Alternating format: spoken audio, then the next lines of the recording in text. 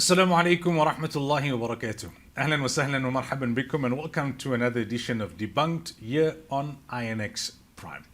For today's program, we have a guest in studio, and the focus is going to be multifaceted. Personal life story, a book, and also a bit about the US and our own country, South Africa. Our guest in studio today for the program is Asad El Malik. He is a postdoctoral fellow at the African Center for the Study of the United States at the University of Wits. He's written a book. It's called Find Home Again, My Journey from the United States to South Africa. We'll talk to him about his life, we'll talk to him about the book, and we'll talk to him about the US and especially the recent elections and what does that mean for the world, for Africa, and for South Africa. Assalamu alaikum wa rahmatullahi wa barakatuh, and welcome to the program. Wa alaikum assalam, Maki. Thank you so much for having me here, brother.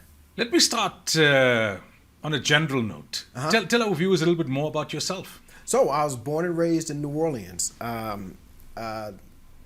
many years ago, and lived there most of my life up until I was 43 years old. Went to school there. My parents can trace their history back to that area for about 250 years. So we've been there for a while. Met my wife in undergrad in college, and we've been together, married about 15 years, but we've known each other since we were like 19 or 20. And if I told you my age, you can do the math, right? And then I guess we'll get into a little how I got here, but we started coming to South Africa in 2019, and that's when a lot of major changes took place. So let's go to that. I mean, how did you come to South Africa? What brought you here, and how does that tie up with the book? Okay, so my first visit to South Africa was in 2019 with my family. And just to kind of put it into perspective, it was the year that Ghana announced a certain campaign called the Year of Return. And it was for all those in the African diaspora to return to Ghana, right? And we wanted to return, to go to Ghana. Plane tickets were just too high. So there are a lot more flights between the U.S. and South Africa. And 10 years prior to 2019, in 2009, we were in Tanzania for a while, and we met a young lady who was born in Cape Town, and she became a very close family friend. And she always told us to visit South Africa, visit South Africa. And I had my hesitancies. But in 2019, we decided to come, and I mean, almost instantly, I fell in love with the country. What were the hesitancies? So I can remember one time in particular, I was sitting in Rosebank at News Cafe, and I just looked around, and it was one of the few times in my life that I didn't feel like a minority. Everyone that I saw looked like me.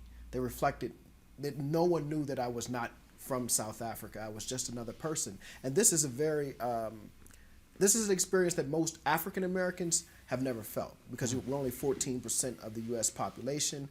We live in certain areas, and when outside of those areas, you really know what it's like to be othered.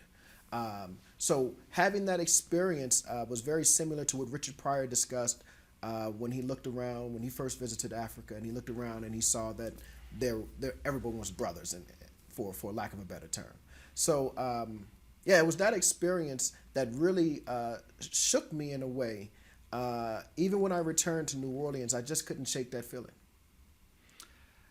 Did you not have any hesitations around crime or any such stories that unfortunately have become infamous when it comes to South Africa? Well, so New Orleans is probably the reigning murder capital of the United States for 8 out of the last 10 years. It has always been a violent place. So as a researcher, this question comes up often about the violence in South Africa. Well, I live in Johannesburg, so I wanted to know how many cities in the U.S. had a higher murder rate, right, than Johannesburg. And it was 50, easily 50 cities. And all of the major ones, Detroit, Chicago, Baltimore, New Orleans, Philadelphia. So I think for me, unfortunately, the idea that there's crime and violence is just as American as apple pie. So what brought you then to South Africa after that visit in 2019? I couldn't shake the feeling that I had in 2019. A friend of mine, Dr. James Bennett, who was a dentist in Mississippi, he now lives in Centurion. He described it the feeling of going back to the U.S. after experiencing South Africa was like putting on a weight vest. And we're speaking specifically about African American men. The way you have to navigate the caprices of whiteness in America is very heavy. The way you have to sometimes, or there's an expectation that you reduce yourself to try to fit into these narrow expectations of what blackness should be, what black maleness should be. And here we didn't have those feelings. So it became very heavy living in the United States. And in 2020, obviously there was COVID, and my wife and I were at home, and we were just having a very serious heart-to-heart. Like, what do we want our future to look like? Do we want our children to have to exist in a world where their existence is based on the moods of whiteness? And the answer to that question was no. How long did it take to make the decision final? Well, 2020, we made the decision. But, obviously it was COVID. No one could travel. More importantly, there were visa process because we want to make sure that we are here in South Africa legally, right? So we were trying to figure out the visa process. And a Muslim sister who watched my YouTube channel, Dr. Hasina Ibrahim, reached out to me and she said, hey, there's a center called the African Center for the Study of the United States, and they're looking for postdocs. You should reach out to them. And alhamdulillah, I reached out. And 2 weeks later, I had an invitation, and that was what allowed us to get the visa to be here. How different and how similar is life in South Africa to the United States? You've spoken about the aspect of being an African American in the US and being a minority. Here, you don't feel like a minority. But it is, after all, a so-called first world country, the United States, and this is a so-called third world country. There are some significant differences. No. Not in terms of infrastructure. So, South Africa is also called the U.S. of the continent, right? So, oftentimes students at WITS will ask me, what is it like in, New York, or what is it like in the U.S.? I say, well, ride around Joburg if you want to see what a typical major American city looks like. And Joburg has all of the infrastructure as well as all of the problems that major American cities have. So, there's a lot of similarities there. But once you begin to get under the surface, you can see that there are differences in the ways and some of the perceptions of the world, the ideas of politics. There are a lot of similarities, particularly between Black South Africans and African Americans, both who have faced these histories of apartheid and Jim Crow. So there's kind of these easy conversations that we can have where there's this prior knowledge that we don't have to explain. But there are also many differences. And as I navigate South Africa, I learn about the differences and begin to appreciate this country for the unique nation it is. Just looking at the timeline, I mean, when you settled in South Africa, you kind of got hit by the peak of the load shedding challenge. Did you start to have some doubts at that time? No, not at all. So we came in 2019. 2020 we couldn't travel. 2021 we came 3 times. So we had experienced load shedding often. And I knew that any place that I lived here, I needed to have an inverter. So we kind of got that. That was a priority. So the book then, what that led to the decision to talk about, to write a book? So one of the questions that I often get is, why would someone move to South Africa from the U.S.? And from that question, the book grew to cover the 20 years of my life from 2005 until present, right? Next year will be 20 years since Hurricane Katrina came through New Orleans and decimated my city, and everyone lost their houses, but many of us lost a sense of home. And I describe home in the book as a dancer, a body forever in motion. And it was in 2005 that body started to be in motion for me, meaning that my idea of home began to fluctuate and began to change because we had been stripped of home. So I began to tell the story of my experiences during Hurricane Katrina and that sense of loss. And then it leads up to South Africa and how I found a sense of home again. What were you hoping to achieve via the book? I mean, what kind of message are you aiming to convey to the reader? Besides my personal narrative and my story, I also want them to see a different perception of the experiences in the United States. I think Hollywood has done a fantastic job of shaping the narrative of the U.S., but there's different experiences. I tell my South African friends often, the U.S. is not New York, it's not L.A., it's Indiana, it's Ohio, it's Alabama, it's Mississippi, and those experiences are never broadcast to the world. Racial tensions in America, right? We know some years ago we had the killing of George Floyd at the hands of police. It was the first Trump administration, and now there's a second Trump administration, and we'll talk about that. Race in South Africa, not only in terms of apartheid in our history, but even today, racism is still a significant challenge in South Africa.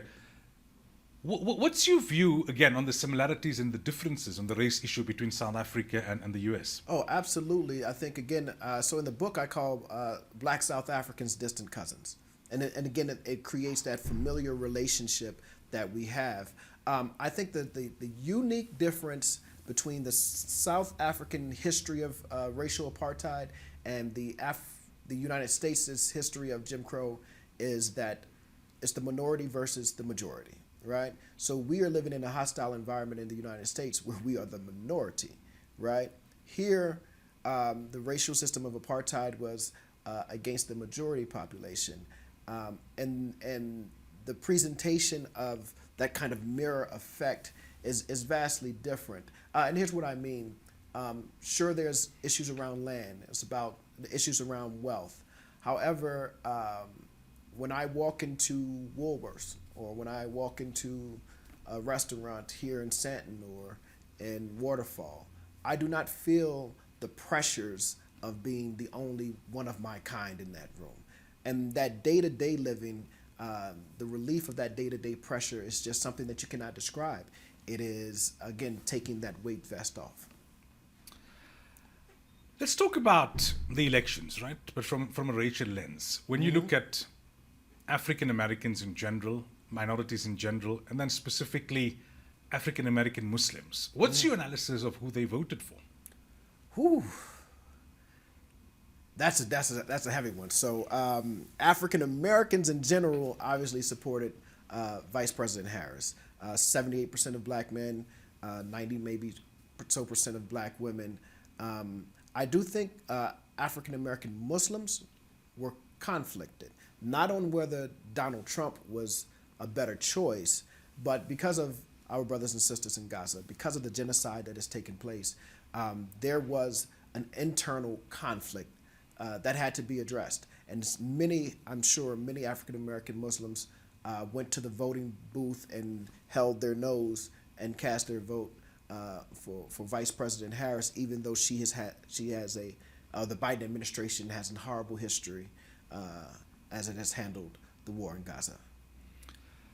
Those African Americans or minorities, Latinos and others who voted for Trump, but who don't really feel strongly about the Palestinian issue, what do you think would have been the factor in terms of why they would vote for Donald Trump, considering his views on minorities?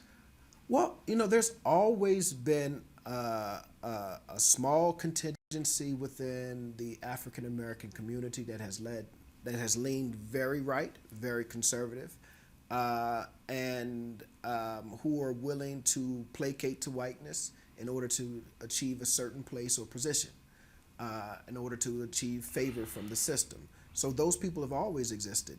When we were enslaved on the plantation, there were individuals who would, work on behalf of the enslaver instead of their people trying to get free. So that is just the narrative of African Americans. So I'm not sure all of their motivations. Some people were just disgusted with the Democratic Party and it was a vote of protest.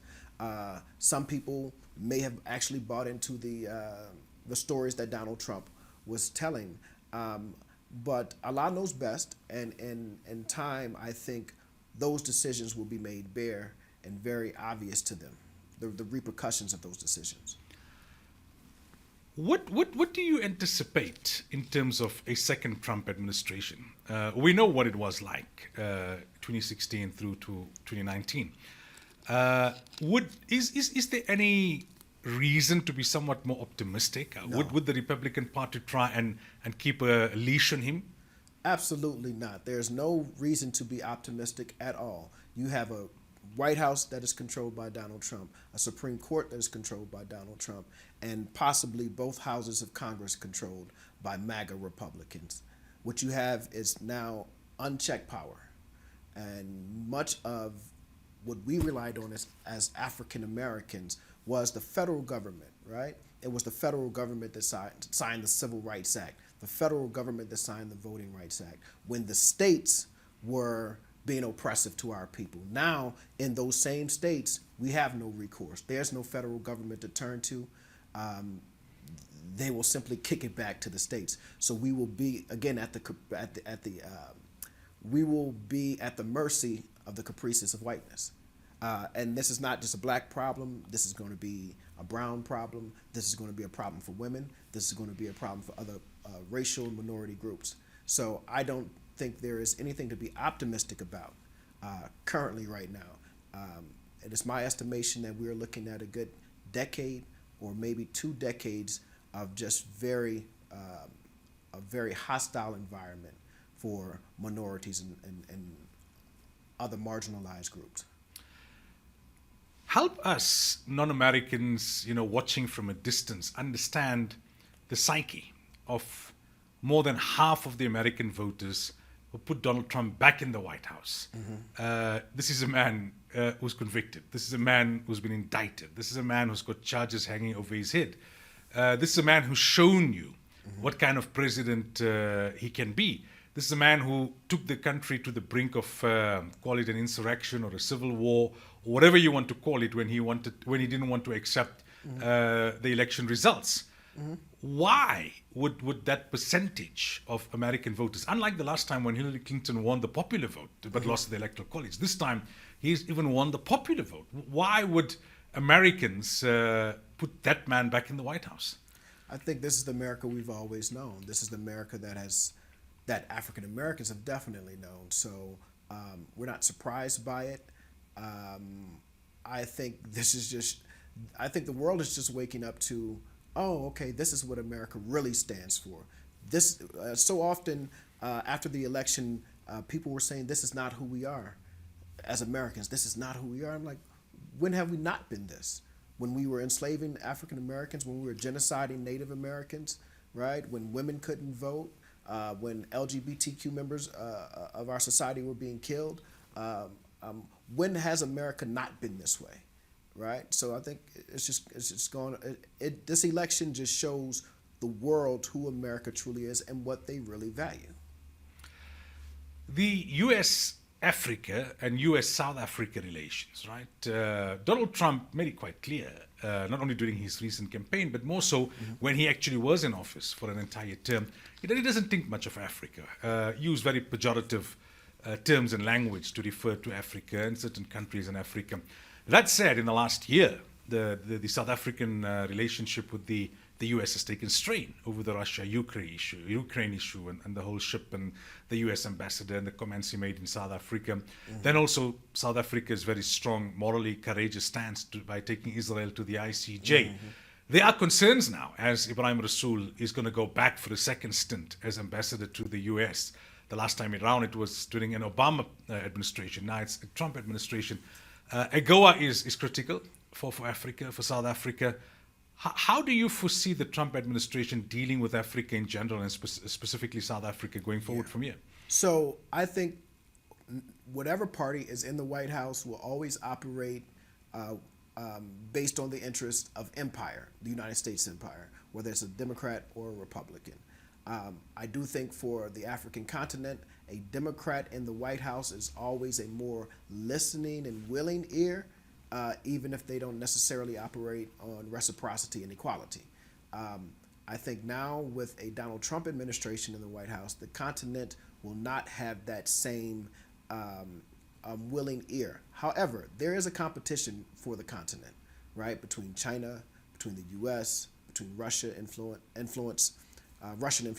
So I do believe that there is an opportunity for the continent to leverage its position as something that's desired by these 3 major world powers, and not lean into any side too strongly, but do its best and operate in its own interest. Each nation operating in its own best interest. But it will be a difficult time for the continent in terms of aid coming from the U.S. I think Donald Trump's isolationist and make America great again and America first kind of idea will turn a lot of that foreign assistance back into the U.S. Coming to South Africa now, what's your assessment of the country, having lived here for a period now? We've had our own elections. For the first time, we've got a coalition politics at national level. There are socioeconomic issues. How do you assess, both positively and negatively, the dynamics in South Africa? Yeah, so politically, I stay away from making any comments about South Africa's election. I've been here 2 years. Who am I to make a comment on South Africa's election? There are people who've been here their entire lives, and their grandparents were here their entire lives, and they understand the complexities of South African politics. So I simply say I'm on the side of whoever's going to make life as good for the children in Soweto as it is for the children in Sandton. So I see the problems, but I've also seen the same problems in the United States. I see the poverty. We see the same poverty in the U.S. So I believe that the South African people have the will, the intelligence, and the ability to rectify whatever problem they may be facing in this nation. What's your impressions of the Muslim community in South Africa? Warm and welcoming, just like the South African people. So I think one of the things that I was kind of surprised about was that there were not a lot of African, like black Muslims in South Africa. And talking to my South African family, the relationship to Islam is seen as like a Indian religion or an Arab religion. In the U.S., that the first major Muslim was like Malcolm X and Muhammad Ali. So it has always been associated with the black community. A few things changed post 9/11, but prior to that, so Islam was always accepted as a religious alternative to Christianity in the black community. And to come here and to see like maybe black South Africans who were not, who were kind of weirded out that I was a Muslim, I was like, oh, I thought, So I learned a little bit there. But the community has been welcoming. We've celebrated Ramadan and had iftars with so many Muslim families around here. It's been a great experience. Tell us more about your work at WITS. So I oversee the diaspora project at the African Center for the Study of the United States, and the goal of the project is to connect African American institutions, organizations, and individuals with the continent. So the center started in 2018. It's the first of its kind center, an African center studying the United States. And so that's not just Black Americans, it's studying all of the United States, our politics, our culture, our economics, but African Americans are a natural constituency for the continent, so it only made sense to have a specific focus on them, or a project that was focused on them, on us. So recently we have, the way we connect African Americans to the continent is either between cultural exchange and research and publication. So earlier this year, we brought 20 HBCU students, African American students, to WITS for a 2-week-long program. And now we're working with WITS Business School, Howard's Business School, Howard University in the States, as well as others, to create another program next year focused on business.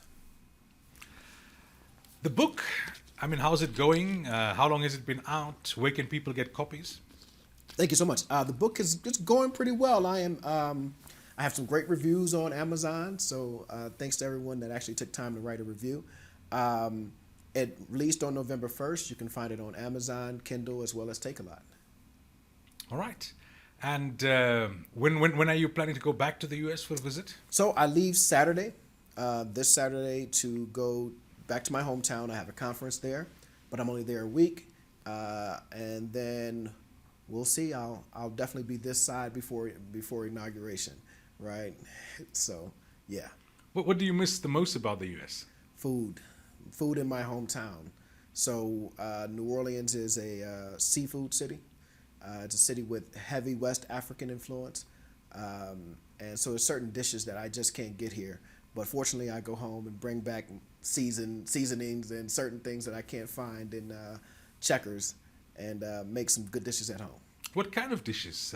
Jambalaya, gumbo. So I don't know if you've ever heard of jambalaya, No. but if you've heard of jollof from West Africa. So jambalaya is jollof of New Orleans. It traces its lineage to West Africa. Gumbo, What's it made of? Can you give us some sort of idea? it's rice with a tomato red pepper base, much like West African jollof. The only difference is that they use like chicken as the protein. We use seafood because we're by the water. Like we're literally surrounded by water.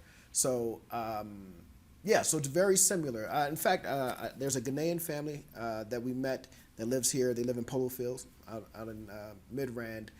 We've become close, and they invited us to their house and for jollof. And I said, you know what? I'm going to invite you to my house for some jambalaya. And when they came over, they were like, wait a minute, this is jollof. I was like, nah, it's jambalaya, but it's the same thing. So I miss that. Miss mom's cooking. I already talked to my mom. She's going to make, inshallah, some oxtails for me, and all that good stuff. So it's the food that I miss the most. And finally, I mean, how much of South Africa have you been able to see since you've been here? Oh, in 2019, I drove from Joburg to Kruger. So I've seen Mpumalanga. I've been to Durban twice, been to Cape Town, been to Pretoria. So I've seen a few areas. Have you done the garden route? No, I haven't done the garden route. Maybe one day. I think it's, 12 or 14 hours of a drive? Well, it depends from where you go. Yeah. Oh, well, from Joburg to Cape Town. Yeah. Yeah, that's a bit far. The plane ride is only an hour. But shukran so much, Brother Asad, for joining us and for the chat. We really appreciate it. Thank you, my brother. Assalamu alaikum wa Wa rahmatullahi alaikum wa assalam. barakatuh. To the viewers, until next week, fi amanillah. Assalamu alaikum wa rahmatullahi wa barakatuh.